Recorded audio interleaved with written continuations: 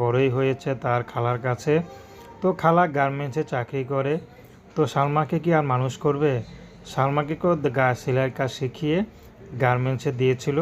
তো সালমা বেশ কিছুদিন সেলাই গার্মেন্টসে চাকরি করার পর তার চাকরি আর ভালো লাগে না, কারণ অনেক রাত করে আসতে হয়।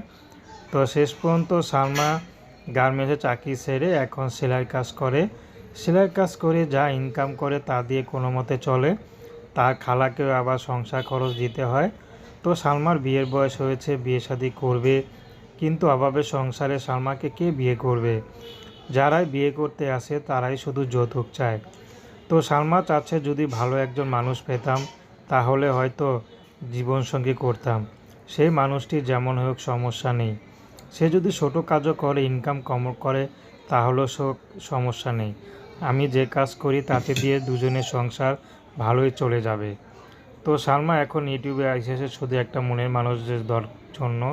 সালমা চায় না কোনো সহযোগিতা, কারণ সালমা চায় না কারো কাছে হাত পাততে। তো দর্শক, এই ছিল সালমার জীবনের